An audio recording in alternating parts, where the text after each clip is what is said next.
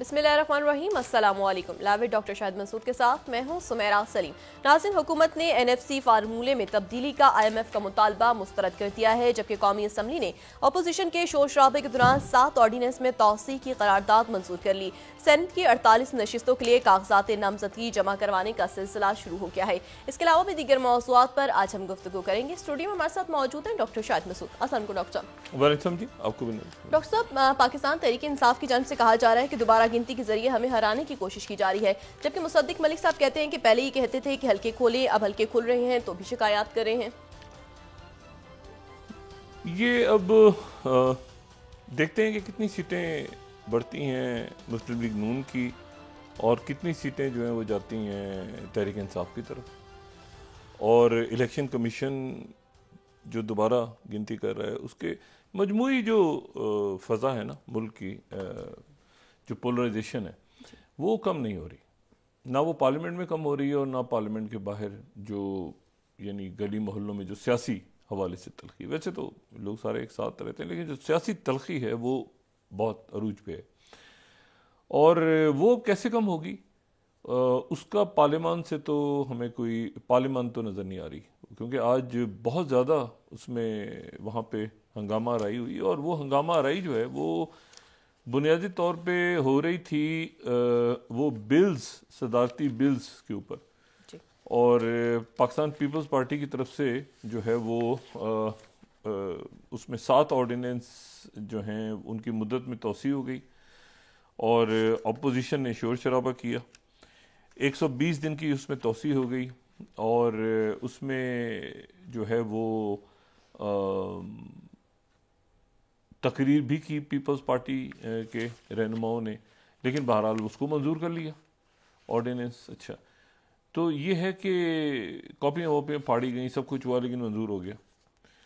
और ये जो ऑर्डिनेंसेस हैं बुनियादी तौर पे इन्होंने होना ही था। ये सदारती ऑर्डिनेंसेस जो हैं इनमें से अक्सरियत जो है वो अनवारुल्लाह काकड़ साहब के दौर में मेरे ख्याल से आई थी काफ़ी इसमें से। और ये वो हैं जिनके ऊपर कुछ के ऊपर साइन नहीं किया था, शायद आरिफ अलवी साहब ने कुछ पे कर दिया था।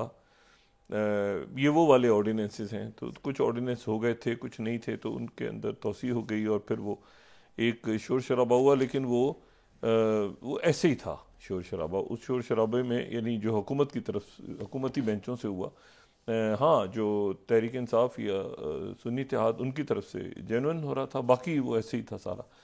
अच्छा, अब इसमें इश्यूज़ हैं। हुकूमत साजी अभी भी हो रही है, जारी है, क्योंकि अभी तक गवर्नर्स का ऐलान नहीं हुआ। और मखदूम अहमद महमूद साहब भी उसमें हैं, बड़े इंपॉर्टेंट कैंडिडेट जिनका नाम सुना जा रहा है, जो कि जनूबी पंजाब के सदर पीपल्स पार्टी के, उनका नाम आ सकता है, कायरा साहब का नाम आ सकता है, चंद साहब का नाम भी चल रहा है। तो ये जब गवर्नर्स का ऐलान होगा और पीपल्स पार्टी का पंजाब में गवर्नर इंपॉर्टेंट होगा, ये बात मैंने पहले भी कही। अच्छा, और बाकी तो ये अब IMF के साथ मुज़ाकरात हो रहे हैं। निजकारी का प्लान उन्होंने मांगा है और निजकारी का जो प्लान है उन्होंने PIA का भी मांगा है और बाकी जो हुकूमती जो अदारे सफ़ेद हाथी जो इस ज़माने में बड़े ज़बरदस्त मुनाफा बख्श अदारे थे, जो बड़े, तो वो अब ऐसा है कि वो अब हम निजकारी उसकी होगी।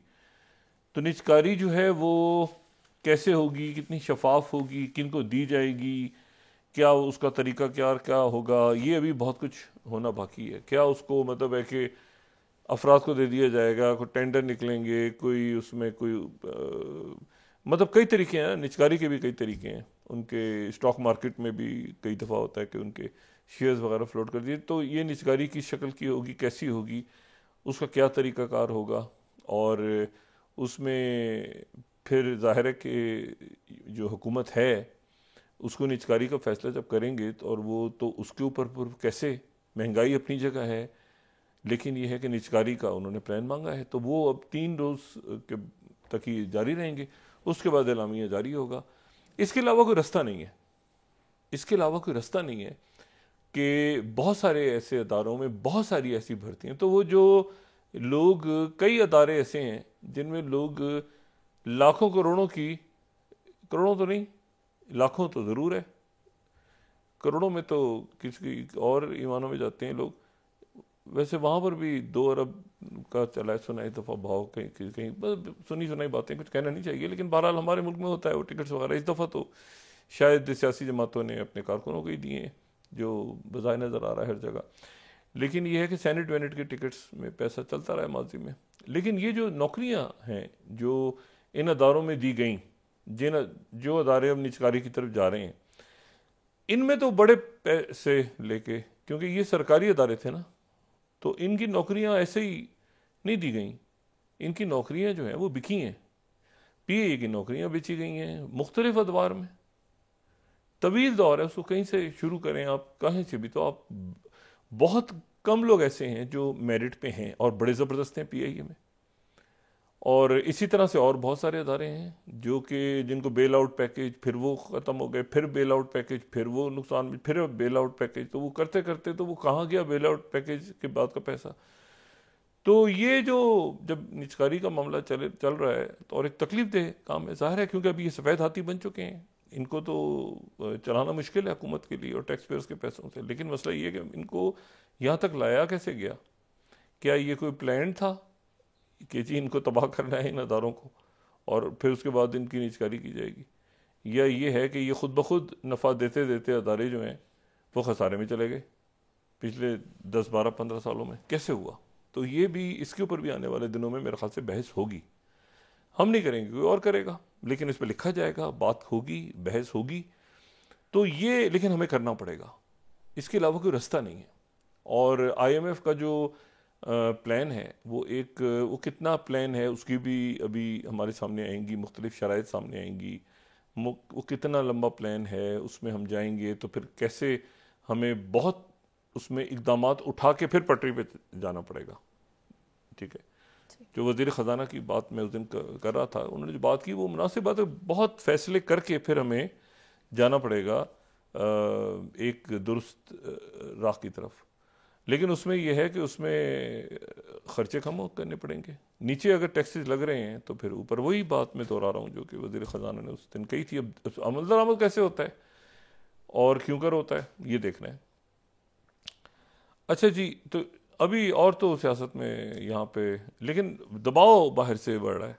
मैं बार बार ये बात दोहराता हूँ कि इर्द गिर्द के हालात का जो अब हम कह रहे हैं ना कि ये, अब मिसाल के तौर पे कि जी अब आईएमएफ के साथ बात हो रही है तो फिर ये बाहर का दबाव, बाहर से हमारे बरादर मुल्क आगे पीछे, तो कहीं ना कहीं वो जो इर्द गिर्द के हालात हैं वो मुल्क के अंदर की सियासत पे असरअंदाज हो रहे हैं। ठीक है, और वो आने वाले दिनों में मज़ीद होंगे। और ये मैं आपको बताऊं कि ये जो मामला है ना यूक्रेन का, आज सदारती इलेक्शंस का आगाज़ हो गया, 3 दिन चलेंगे रशिया में, और प्रेसिडेंट पुतिन उसके बाद 5 साल के लिए मज़ीद आ जाएंगे वहाँ पे। लेकिन जो गज़ा का मामला है वो मामला है ज़रा गंभीर हो गया, ख़राब हो गया, ख़राब है, लेकिन उसमें भी अब एक ऐसा रास्ते पे चला गया मामला जहाँ पर ये कुछ ना कुछ इसमें होगा, कुछ ना कुछ होगा। अब वो क्या होगा वो अब देखना है, कुछ ना कुछ होना है। ठीक है, मसलन मिसाल के तौर पे एक मुसव्विदा पेश हुआ है हमास की तरफ से, और वो ये है कि उसमें जंग बंदी बाद में, लेकिन पहले जो है वो रिहा होंगे, एक के बदले उधर से एक यरगमाली को वो रिहा करेंगे, उधर से वो 10 को रिहा करेंगे इसराइल के लोग अपने जेलों से।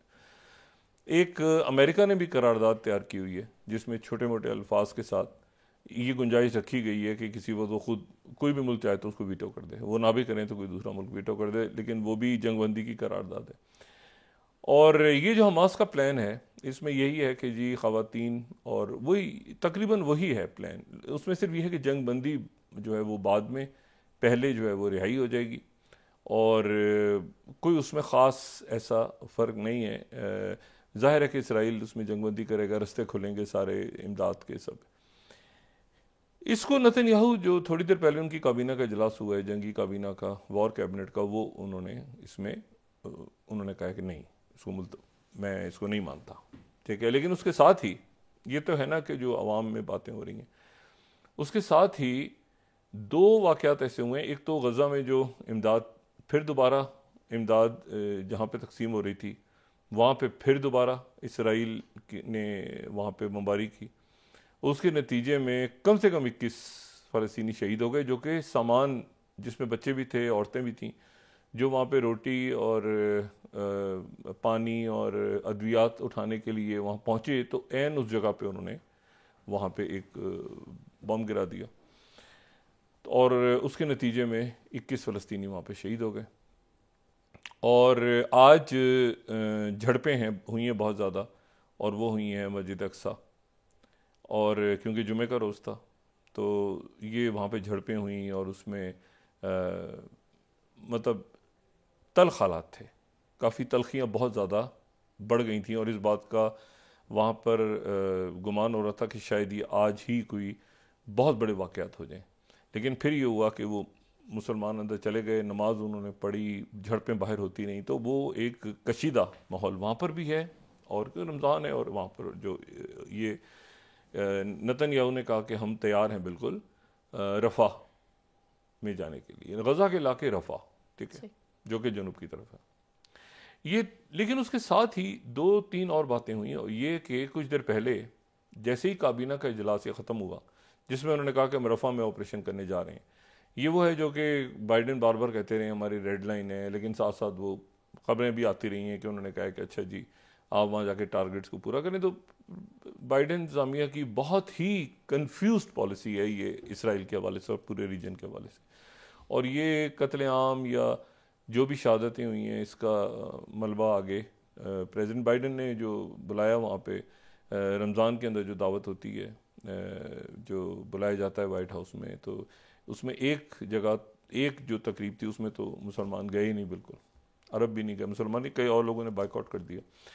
तो बाकी और भी ऐसी तकारीब होंगी, तो देखें आगे किस तरह से मामला चलता है। लेकिन कुछ देर पहले ये हुआ कि इसराइल के जो आला हुकाम है वो फिर कतर के लिए रवाना हो गए, और अमेरिकन भी कतर में मौजूद हैं, और बाकी ममालिक भी पूरी कोशिश इस वक्त हो रही है कि ये जाहरियत और जंगबंदी हो जाए अभी भी, और कि उसमें जंगबंदी हो जाए। और उसकी जो वजह है वो ये है कि ये मामलात अब कल जब से वो हाइपरसोनिक टेस्ट किया है इन्होंने हूतीज़ ने, उसके बाद ये सूरत हाल बिल्कुल, और यहाँ पे वो ख़त्म हो गई, मशक़ें ख़त्म हो गई जो 3 रोज़ तक जारी रही, रशिया की और ईरान की और चाइना की। तो उसके बाद जो सूरत हाल है वो सूरत हाल एक बहुत बड़ी, बहुत यानी ऐसा मामला जो कि थम नहीं सकता, वो उसकी तरफ वो मामलात बढ़ रहे हैं और जा रहे हैं। अच्छा, यहाँ पे मैं सिर्फ एक बात यहाँ पे और बताता चलूँ कि जो एक मुलाकात है, उस मुलाकात को मैं बहुत उसको मैं अहमियत दे रहा हूँ, और वो जो मुलाकात है वो हुई है बैरूत में। और बैरूत में जो मुलाकात है वो मुलाकात जो है वो हिज़्बुल्लाह के जो सरबराह हैं सैयद हसन नसरुल्लाह, उनके, और जो अल-कुद्स फोर्स है उसके सरबराह इस्माइल कानी के दरमियान हुई है। अच्छा, इस्माइल कानी जो हैं ये अल-कुद्स फोर्स के सरबराह हैं। अल-कुद्स फोर्स जो है ये पासदारान इनकलाब की जो 5 ज़ेली तंजीमें कहा जाए उनमें से एक है अल-कुद्स फोर्स। और ये अल-कुद्स फोर्स वो है जो कि ईरान की टेरिटरी से बाहर जो ईरान के मामलात हैं, ख़ास तौर पे जो मुख्तलिफ तंजीमें हैं उनके साथ राब्तों में, उनको मिलिट्री ट्रेनिंग जो उसमें वो उनकी काफ़ी यानी वो उसी को देखते हैं। ये जो अल-कुद्स फोर्स है वो बड़ी पावरफुल है, ये सीरिया में भी है, ये जो है इराक़ में भी है, ये लेबनान में भी है, ये अल-कुद्स फोर्स। अच्छा, और इस्माइल कानी जो हैं ये ये इसमें ब्रिगेडियर जनरल हैं, ये अल-कुद्स फोर्स के सरबराह हैं, और साथ ही ये पासदारान इनकलाब में भी हैं, और ये बहुत करीब हैं रहबर के, और ये बहुत करीब हैं, ये बहुत करीब थे, क्योंकि जिनकी जगह इन्होंने संभाली है वो जनरल कासिम सुलेमानी थे। कासिम सुलेमानी जो 2020 में जिनको निशाना बनाया गया, तो उनकी जगह ये इस्माइल खानी आ गए। तो यानी ये इस्माइल खान, अब इनकी मुलाकात हुई है जी बैरूत में, और वो हुई है मुलाकात सैयद हसन नसरुल्लाह से। लेकिन उस मुलाकात के बाद जो बातें सामने आई हैं वो बड़ी यानी गौरतलब है। उसमें सैयद हसन नसरुल्लाह ने ये कहा है ईरान की अल-कुद्स फोर्स के सरबराह से, उन्होंने कहा है कि ये जो जंग है इसराइल के साथ, ये हमारी जंग है, यानी हिजबुल्लाह की जंग है। दूसरी बात ये उन्होंने कहा है कि हमें ईरान समेत किसी मुल्क की ज़रूरत नहीं है इस जंग में। ये जो जंग होने जा रही है इसमें हमें ईरान समेत किसी भी मुल्क की ज़रूरत नहीं है, और हम एक भरपूर फैसला कुन जंग के लिए, जो कि हिजबुल्लाह, अभी तो हमास है ना, जो हिजबुल्लाह और इसराइल के दरमियान अगर होती है तो हम भरपूर जंग के लिए तैयार हैं। किसी मुल्क की हमें ज़रूरत नहीं है। हमारे पास जदीद तरीन असलहा, हमारे पास लोग, हमारे पास जो जज्बा है, वो हर चीज़ है, हमें ज़रूरत नहीं है। अच्छा, ये आइए वहाँ से खबर इनकी, इसका मतलब है ईरान जो है उसने अपने आप को, वो जाहिर है कि गए होंगे वहाँ पे तो उन्होंने बात की होगी कि कोई ज़रूरत, उन्होंने कहा नहीं, हम यहाँ पे खुद ही काफ़ी हैं, इसराइल से हम खुद निपटेंगे। अच्छा, अब ये उस वक्त ये मामला सारा हो रहा है जब आप ये देखें कि ये मैं बात बहुत पहले कह चुका हूँ कि हिजबुल्लाह, सीरिया, यानी बॉर्डर लगते हैं ना साथ साथ, और सीरिया में रशियन प्रेजेंस बहुत ज़्यादा है, जिसकी वजह से बशार अल असद अपनी जगह मौजूद हैं।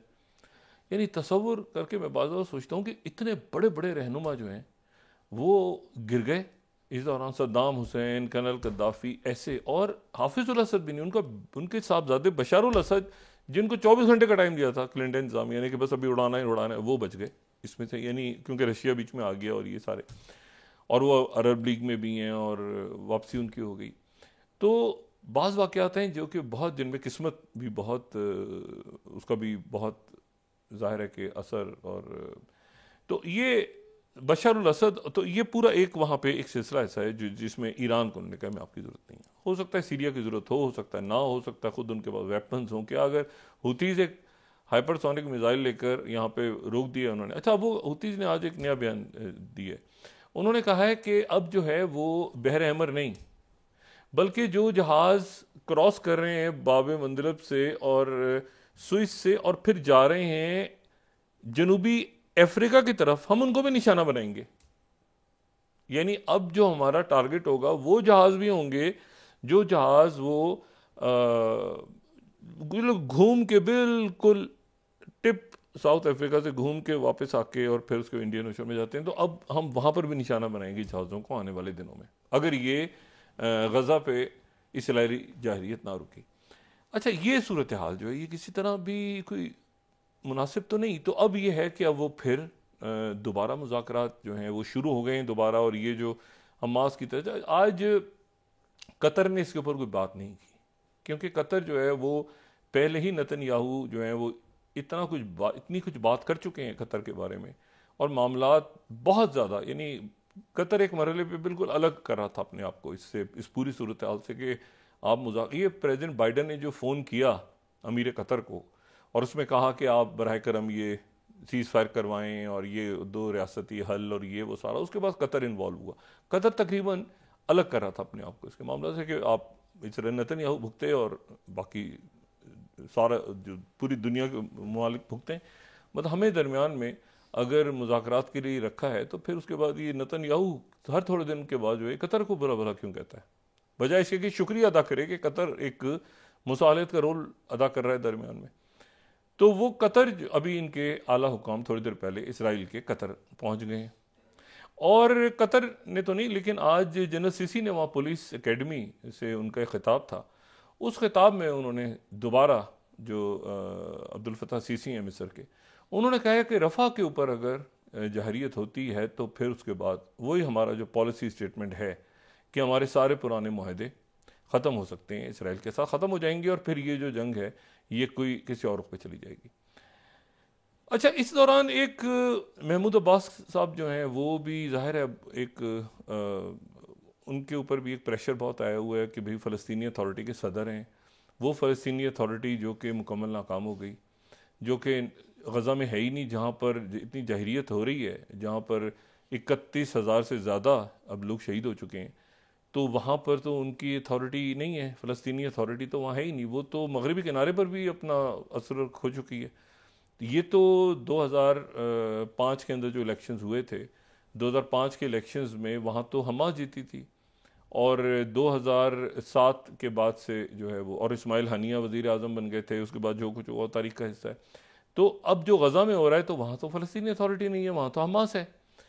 तो उसके नतीजे में फिर वही बात कि चंद रोज़ पहले वो मोहम्मद शातिया जो है उन्होंने रिज़ाइन किया, वो सारे अपनी काबीना को छोड़ के चले गए, सब कुछ हो गया। लेकिन अब जो है ज़ाहिर है कि महमूद अब्बास जो हैं उनको भी, उनकी 88 साल उम्र है, लेकिन वो पावर अब उनका क्या रोल होगा आगे, वो तकरीबन गैर फ़ाल हो चुके हैं, क्योंकि वो ज़ाहिर है कि फ़लस्तीनी मंदूब तो हैं, उन्हीं को दुनिया मानती है और वही बात है। लेकिन वो जो ग्राउंड है, वो ग्राउंड इतना तल्ख है कि वो उसमें वो बात हो नहीं पा रही। जो मामला हो रहा है, जिस तरह होना है मामला, वो उस तरह से वो उनके हाथ में भी नहीं है। तो उन्होंने आज वहाँ पे ऐलान कर दिया कि मोहम्मद मुस्तफ़ा जो हैं, वो जिनका हम कई दफ़ा जिक्र कर चुके हैं, जो कि उनके वज़ीर ख़जाना भी रहे हैं और बड़े करीबी मुतबे, उनको उन्होंने वज़ीर आज़म का आज ऐलान कर दिया इस दौरान।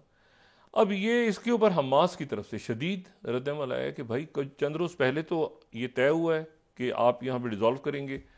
अमेरिका अभी भी चाहता है कि फ़लस्तीनी अथॉरिटी रहे, और इसराइल भी चाहता है कि फ़लस्तीनी अथॉरिटी रहे और हम उसको दबा के रखें। लेकिन ये है कि वो बड़े ज़बरदस्त आदमी हैं ये मोहम्मद मुस्तफ़ा जो नए वज़ीर आज़म हैं, अच्छे आदमी हैं ये। इन्होंने डॉक्टरेट की हुई है जॉर्ज टाउन यूनिवर्सिटी से इकोनॉमी में और पब्लिक पॉलिसी में, और शायद तो ये कि ये लेकिन ये है कि ये काबिल कबूल वहाँ पे बहुत ज़्यादा नहीं है। इनका नाम पैनामा पेपर्स, और पहले भी बात में कर चुका हूँ, ये पैलेस्टीनियन फंड को देखते रहे, तो ये बहुत ज़्यादा मकबूल नहीं है ग्राउंड पे। अब मसले उनको वज़ीर आज़म बना दिया है, लेकिन जो हमास देखे ना, अब ये जो फ़लस्तीनी अथॉरिटी है, इसी का तो था ये ना ओस्लो एकॉर्ड। ओस्लो एकॉर्ड तो ख़त्म हो गया जब वो कह रहा है कि मैं 2 रियासती फार्मूले को मानने को तैयार ही नहीं हूँ, नेतन्याहू। तो फिर वो ओस्लो एकॉर्ड किधर गया? अच्छा, ओस्लो एकॉर्ड के नतीजे में फ़लस्तीनी अथॉरिटी बनी थी, उससे पहले तो फ़लस्तीनी अथॉरिटी नहीं थी। तो फ़लस्तीनी अथॉरिटी बनी थी और उसी के नतीजे में फिर 2005 में इलेक्शन हुए थे, और इलेक्शन जो है वो 4 साल की मुद्दत के लिए हुए थे, लेकिन वो 4 साल के बाद कभी इलेक्शन हुए ही नहीं फ़लस्तीनी अथॉरिटी के। तो जाहिर है कि फिर डिफेक्टो वो कंटिन्यू कर रहे हैं महमूद अब्बास। अब जो फार्मूला तय पा रहा था, जो कि मॉस्को में तय पाया था, जिसमें सब बैठे थे, उसमें यह था कि फ़लस्तीनी अथॉरिटी की जगह दोबारा PLO के तहत सारे हो जाएंगे, लेकिन फ़लस्तीनी अथॉरिटी है तो सही ना, कोई तो वहाँ पे भी काम कर रहा है ना। तो उन्होंने नया वज़ीर आज़म अनाउंस कर दिया, उसमें हमास की तरफ से मजम्मत हुई है, लेकिन बहुत ज़्यादा नहीं, क्योंकि वो जाहिर है कि इस मरहले पे हमास या जो फ़लस्तीनी अथॉरिटी के लोग, वो भी इस तनाज़े को ज़्यादा बढ़ाना नहीं चाहते। लेकिन बहरहाल एक अंदर भी एक इशू है जो मौजूद है अभी तक, वरना इस मरहले पे अनाउंस नहीं किया जाता। अच्छा, तो वो एक इशू है, लेकिन जो मुज़ाकरात हो रहे हैं वो तो हो रहे हैं हमास से। जो मुज़ाकरात अमेरिका भी कर रहा है, या जो मुज़ाकरात इसराइल भी कर रहा है, या जो मुज़ाकरात सारे लोग कर रहे हैं, तो वो तो हमास से कर रहे हैं। और हमास ने लिस्ट पेश की हुई है 700 से 1000 का, अभी जो नई लिस्ट आई है कि 700 से 1000 यहाँ से, यानी एक के बदले जो है वो तकरीबन 10 लोग छोड़े जाएंगे। 1 से 10 का फॉर्मूला तय हो रहा है कि 1 उधर से और 10 फ़लस्तीनी। अच्छा, एक इसमें दरमियान में जो ख़बर है वो बड़ी तवज्जो तलब है तो वो छोटी सी ख़बर, लेकिन वो है बड़ी इंटरेस्टिंग ख़बर है। और वो ये ख़बर है कि जो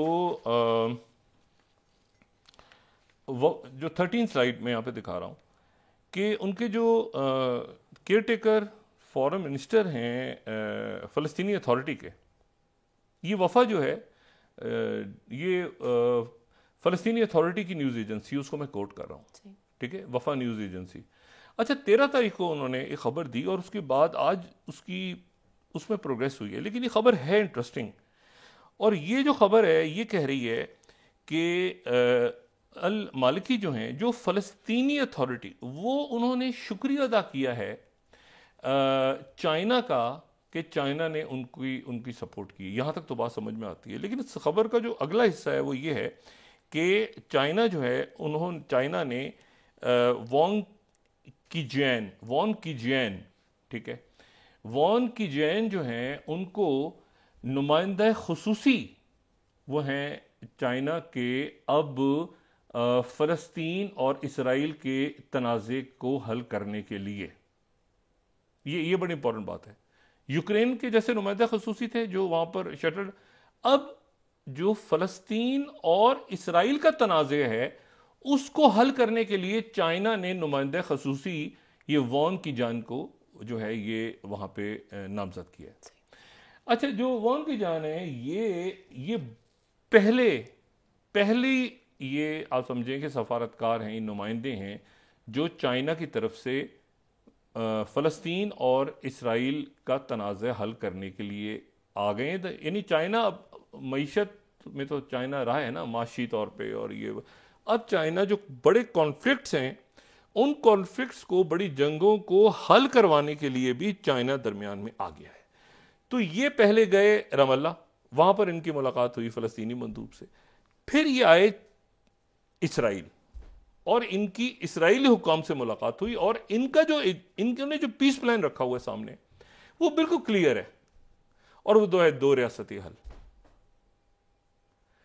तो चाइना अब नेतन्याहू इधर उधर आगे पीछे दाएं बाएं इधर उधर, बाइडन नहीं मान रहा, बाइडन मान रहा है, अमेरिकी लॉबी उधर, यहूदी लॉबी इधर, तो चाइना बीच में आ गया। ये साउथ चाइना मॉर्निंग पोस्ट ने इसको बड़ा खूबसूरत, उनको भी कोट करता हूं क्योंकि खबर बड़ी इंटरेस्टिंग है।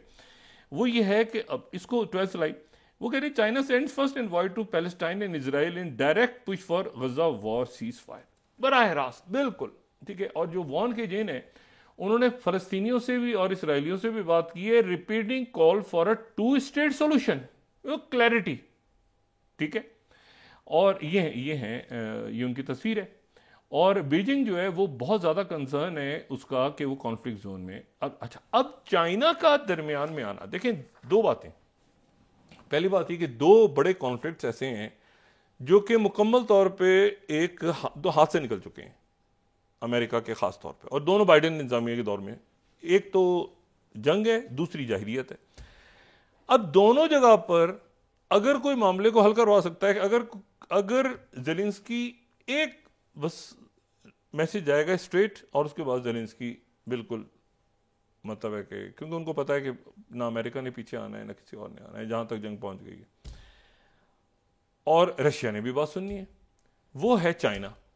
अगर यूक्रेन का मसला कोई हल करवाता है तो चाइना, ये भी हो सकता है चाइना खुद सामने ना आए, चाइना कहे कि अरब ममालिक से कह दे, अफ्रीकन यूनियन से कह दे, किसी और से कहे, लेकिन ये कि जो काबिल कबूल हर एक को वो, या कोई यूरोप के मुल्क कह दें कि भाई आप दरमियान में आ जाएं। लेकिन चाइना अपना पीस प्लान लेकर वहां आ गया। दूसरी जो इंपॉर्टेंट, और एक खास नुमाइंदे को चाइना ने, जो कि मॉस्को, यूक्रेन, ब्रसल्स, हर जगह से होके वापस जो है वो चाइना गए। और दूसरा जो है वो अब उन्होंने गजा और फलस्तीनियों और इसराइल के दरमियान एक नुमाइंदा चाइना की तरफ से पहला वो उन्होंने नामजद किया है 2 रियासती हल के ऊपर। और वो गए हैं, पहले फलस्तीन में उन्होंने मुलाकात की है, फिर उन्होंने मुलाकात की है ये यहाँ पे इसराइली हुकाम से। हमास के साथ रब्ता है चाइना का हर जितने फरीक हैं उनके साथ रब्ता है, ठीक है, और पूरे रीजन में। तभी तो ये जब शी जिनपिंग गए थे, कब की बात है, कितना अरसा हो गया, सैन फ्रांसिस्को वो गए थे गालिबन, वहाँ पे उनको ये 7 अक्टूबर के बाद उस वक्त एक बात की थी प्रेसिडेंट बाइडेन ने कि हम इसको, और चाइना बड़ा वो बिल्कुल जैसे वो आप समझ लें कि वो इसराइल के ऊपर अमेरिका बैठा हुआ है, तो इसी तरह चाइना ने बिल्कुल ये फ़लस्तीनियों को और अरब ममालिक को और बाकी सारे ये जो ग्लोबल साउथ, ये सारा चाइना की तरफ और रशिया की तरफ ये चला गया। और चूंकि चाइना जो है वो जब बात करेगा तो खुल के बात करेगा, और ये नहीं है कि चाइना की बीच में सालिसी नाकाम हो गई। अब यानी चाइना जो है वो सिर्फ एक इकोनॉमिक पावर के तौर पे अपने आप को नहीं ला रहा जो वर्ल्ड चेस बोर्ड है, बल्कि वो कॉन्फ्लिक्ट जहाँ पे बड़े कॉन्फ्लिक्ट्स हैं उसमें मीडिएटर के तौर पे भी ला रहा है। तो अब यह है कि अब उनकी हेफापोट बाकी आगे पीछे दाएं बाएं, ये होती इसके पास क्या है, उधर क्या है, ईरान के पास क्या, ड्रिल शुरू हो गई। और फिर सबसे बड़ी बात ये कि रशिया, और फिर उसके बाद प्यूटिन इलेक्शन हो रहा है, प्यूटिन नॉर्थ कोरिया घूम के आ रहे हैं वापस। नॉर्थ कोरिया जो है वो मतलब एक अजीब, एक बहुत अजब सा, जिसके भी खदो खाल वाजे नहीं कौन से ब्लॉक्स हैं, कितने ब्लॉक्स हैं पूरी दुनिया में। एक है, दूसरा है वो हेटी के अंदर वो बंदा ही उसका बारबेक्यू बन गया, ठीक है, बारबेक्यू बना के खा गया जो उनका वजीर आजम जिसने ताइवान को माना हुआ था, और पता ही नहीं उधर हैती में क्या होगा आगे। तो मैं सिर्फ ये कह रहा हूँ कि अब इस पूरी सूरत हाल में यानी एक तरफ नेतन्याहू एक बात कर रहे हैं, उधर दूसरी बात कर रहे हैं, एक बात कर रहे हैं, दूसरी बात कर रहे हैं, लेकिन दरमियान में चाइना आ गया और इसराइल। अब पहले उन्होंने कहा कि नहीं, बिल्कुल नहीं, 1-2 घंटे पहले उनके इजलास होने का नहीं मानते, हमास की तरफ से लिस्ट पेश हुई, हमास कह रही है मुज़ाकरात। लेकिन अब ये देखेंगे कि उसके बाद वो सारा ऐलान करके फिर इसराइली हुकाम कतर आ गए। और कतर, अच्छा अब क्या होता है, क्योंकि मैंने आपसे कहा ना कि अब इसमें चाइना है और चाइना विजिबल है, चाइना विजिबली आ गया है, चाइना उनके नुमाइंदे खुसूसी नामजद हुए। ये तारीख का एक बड़ा आप समझें कि एक मोड़ ले रही है तारीख के। फलस्तीन और इसराइल के तनाज़े में चाइना 2 रियासती हल के साथ की ये है, बस चाइना आ गया, ठीक है ना। अमेरिका नहीं कि ऑस्लो अकॉर्ड हो गया, इधर सेटलर्स बैठ गए, 2 पे पाबंदी लग गई, ये हो गया, कभी उसको ये वो नहीं। चाइना, जो चाइना का खुसूसी नुमाइंदा यहाँ पे आ गया है, जो चाइना ने नामजद किया। तो अब ये जो तमाम मामलात हैं अब ये किसी और रुख पे जा रहे हैं, और ये मेरा ख्याल है कि बाइडेन इंतज़ामिया के लिए एक लम्हा फिक्रिया है कि भाई वो देखें कि पूरी दुनिया में वो जंगें छेड़ रहे हैं और चाइना दोस्तियाँ करवा रहा है, मुल्कों की और सुलह करवाता फिर है। तो ये आप वक्फा लें, उसके बाद बात ठीक हो गया। नाज़रीन वापस आते हैं एक छोटे से ब्रेक के बाद।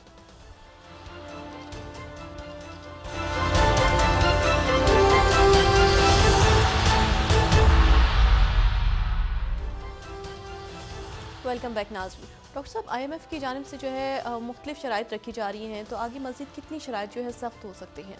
नहीं, सख्त तो क्या होनी है, ये वो शराइत हैं जो मेरा ख्याल है बहुत पहले हमें खुद ही हम कर लेते तो शायद ये ज़रूरत ही ना पड़ती कि सख्त। देखें ना, अब वो ये कह रहे हैं कि जी जो FBR को रिस्ट्रक्चर किया जाए।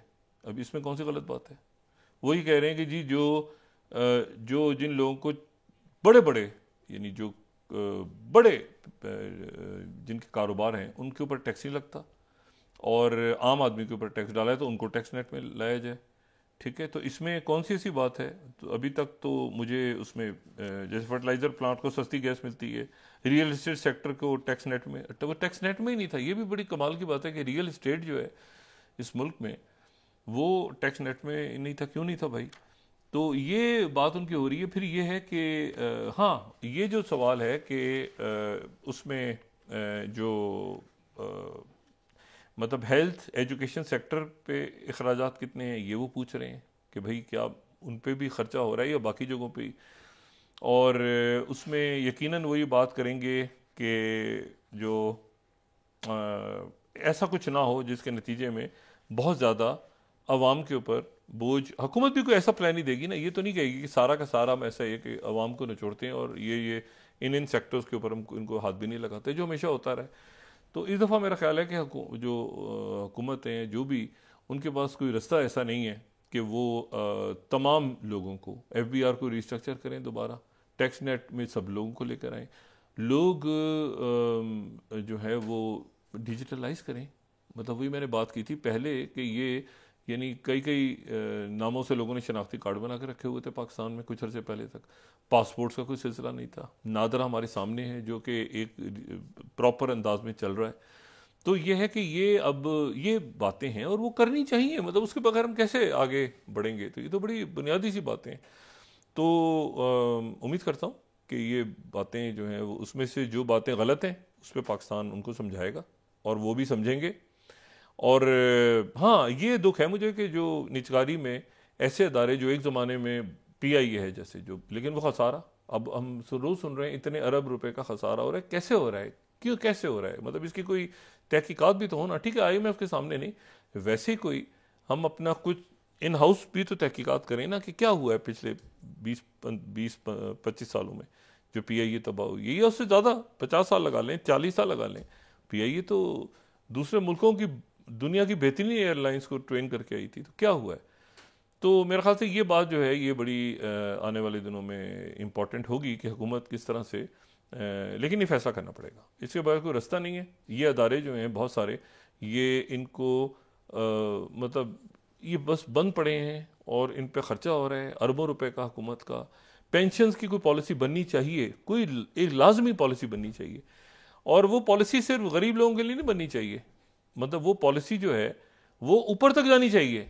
मतलब एक आदमी 6 जगह नौकरियां करता है और 6 जगह से रिटायर हुआ, 6 जगह, तो इधर से भी ले रहा है पेंशन, इधर से भी ले रहा है, इधर से भी ले रहा है, इधर से भी ले रहा है, इधर, तो ये जो ऊपर के सतह पे हमारी जो एलीट क्लास है वो भी अपनी पेंशन के अंदर भी कोई सिलसिला ऐसा लेकर आए कि भाई वो मतलब उसमें भी कोई ना कोई जो है वो कटौती आए और सादगी की तरफ जाएं, और ये तमाम तबके जब अवाम और नीचे सबको एक सतह पे अपने आप को लाना पड़ेगा। एक सतह से मुराद ये है कि एक बेंचमार्क होना चाहिए।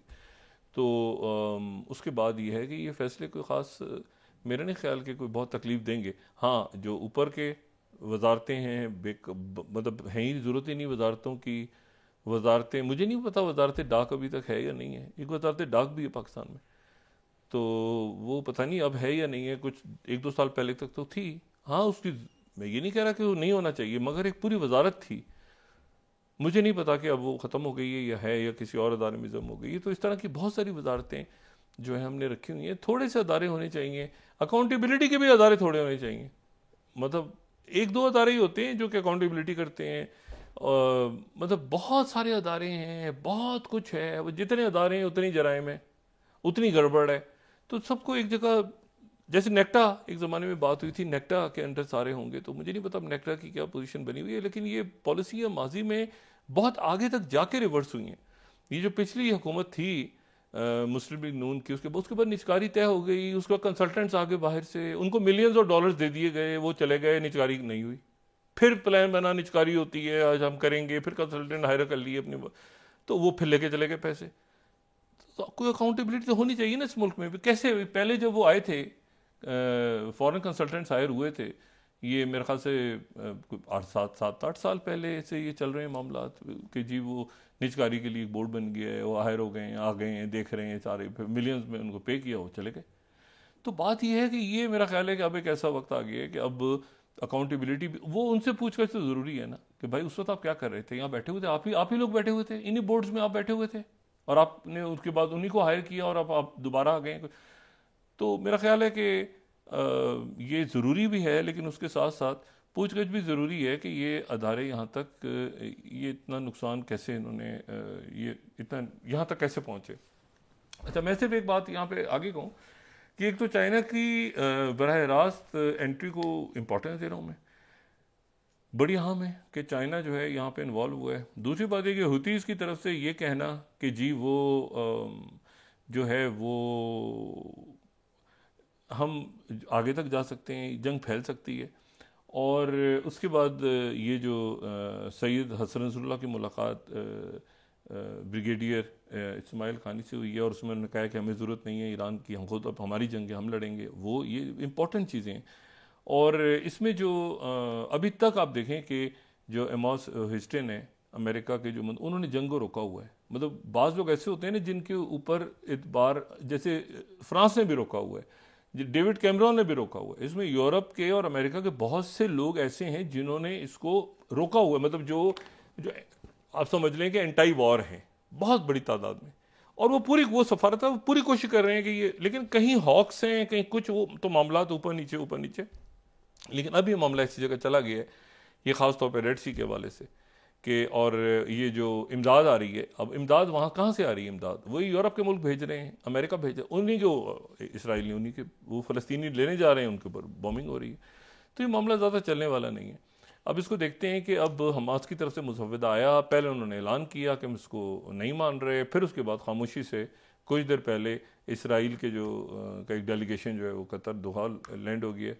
तो अब कल तक ये क्लैरिटी आएगी। और मैंने आपसे बात की, ये मेरे लिए बहुत इंपॉर्टेंट बात है।